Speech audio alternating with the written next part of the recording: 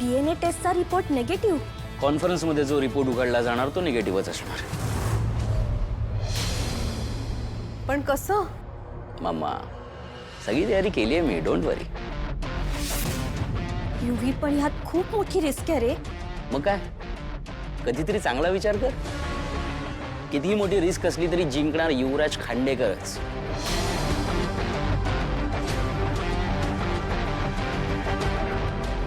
Hello Fatima, इथे एक problem झालाय.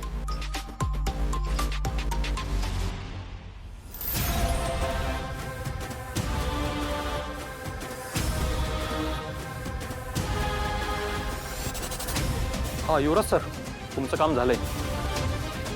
Okay sir.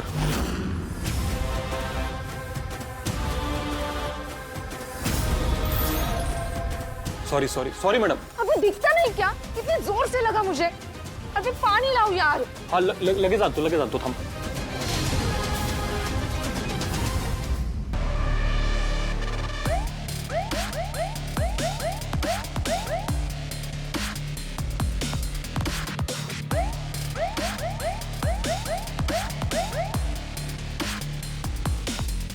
मैडम पानी पानी पानी पानी पानी. ओके ना आता? Thank you.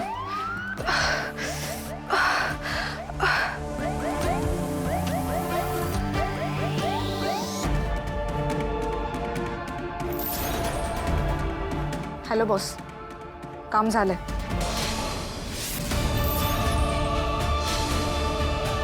सॉरी मॅडम, आम्ही तुम्हाला ओळखलं नाही.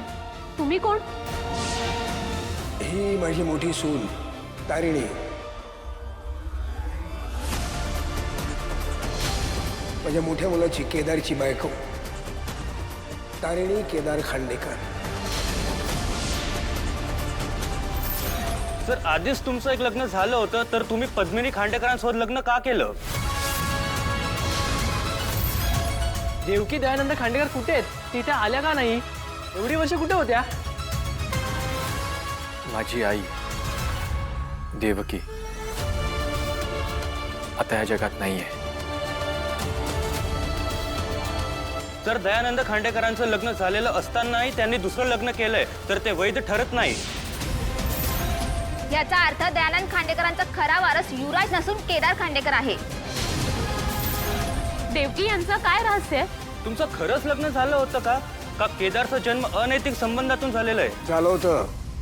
देवकी आणि माझं अगदी देवाब्राह्मणाच्या साक्षीने लग्न झालं होतं. पण केदार माझा कुठल्याही अनैतिक संबंधातून झालेला मुलगा नाही आहे. युवराज,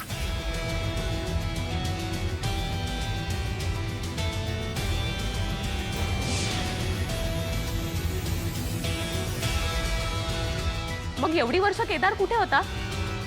तुम्ही तुमचं हे लग्न आणि मुलगा जगापासून का लपवून ठेवलात? सांगा दयानंद सर, केदार सोबत तुमचं असलेलं नातं तुम्ही आता का जगासमोर आणलं? केदार सर, तुम्ही तरी सांगा, तुमचे वडील तुम्हाला स्वीकारायला तयार नव्हते का? हे लपवण्यामागचं काय कारण आहे? Enough enough. तुमच्या सगळ्या प्रश्नांची उत्तरं आम्ही दिलेली आहेत. DNA टेस्टचे रिपोर्ट्स तुम्हाला प्रेझेंट केले जातील. याच्या पुढे आम्ही कुठल्याही प्रश्नांची उत्तरं देणार नाही. The press conference is over. No more questions please. Daya काका चला. मॅडम प्लीज त्याची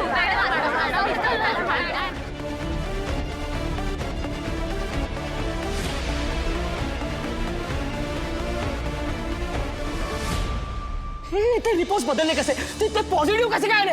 मी सगळं सेट केलं होतं, सगळं मॅनेज केलं होतं ना मी. हे कसं झालं? एवढं करून सुद्धा हे सगळं करून म्हणजे काय सेट केलंय तुम्ही? वहिनी हा काय बोलतोय? मला कळलं पाहिजे. युवराज काय केलंय तुम्ही? काय म्हणजे काकू? म्हणजे काय काय भानगड आहे निशी? मला खरं खरं कळायला हवा. काय बोलतो युवराज? खरं तर काकू, युवीने खोटे रिपोर्ट्स बनवून घेतले होते. खोटे रिपोर्ट्स? हे कोणाला माहिती नाहीये. तुमच्यापैकी कोणीही तोंड उघडायची हिम्मतही करू नका. नाहीतर माझ्यासारखी वाईट दुसरी कोणी नसेल. नाही वहिनी, आम्ही कोणाला काहीही सांगणार नाही. पण मग खोटे रिपोर्ट्स बनवून सुद्धा त्या प्रेस कॉन्फरन्स मधला रिपोर्ट पॉझिटिव्ह कसा आला? तेच तर कळत नाहीये ना. ते रिपोर्ट चेंज कोणी केले? एक चान्स मिळाला होता, एक चान्स त्या केदार आणि तारिणीला घराबाहेर काढायचा. पण आता कोणीही कुठेही जाणार नाहीये. केदार दया काकांचा मुलगा आहे हे आता सगळ्यांसमोर प्रूव्ह झालंय.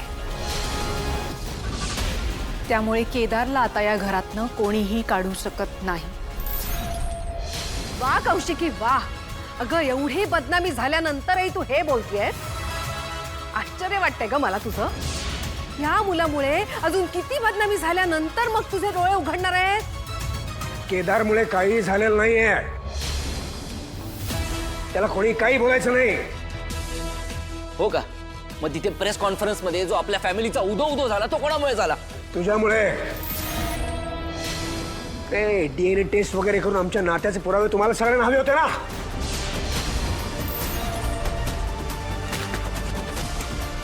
ओके, केदार हा माझाच मुलगा आहे याचा पुरावा आहे तो. बघा, वाचा सगळ्यांनी वाचा. मी माझ्या तोंडाने सगळ्यांसमोर कबूल केलं होतं. ओरडून ओरडून सांगत होतो तुम्हाला सगळ्यांना की केदार हा माझाच मुलगा आहे म्हणून. पण तरी कोणी माझ्यावर विश्वास ठेवायला तयार नव्हतात तुम्ही.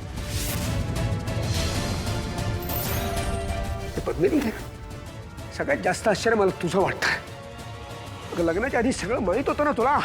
काही लपवलेलं नव्हतं मी तुझ्यापासून. जे होतं जसं होतं तसं सगळं खरं खरं सांगितलेलं होतं तुला. तरी तुझा माझ्यावर विश्वास नाही. दया काका प्लीज प्लीज जरा शांत व्हा ना. बसा. दया काका, ह्या सगळ्यामुळे जेवढा तुम्हाला शॉक बसलाय तेवढाच या सगळ्यांना बसलाय. आणि हे सगळं एक्सेप्ट करायला सगळ्यांना थोडा वेळ द्या ना प्लीज. आणि प्लीज मी तुम्हा सगळ्यांना रिक्वेस्ट करते, आता हा विषय प्लीज आपण इकडेच संपवूया का?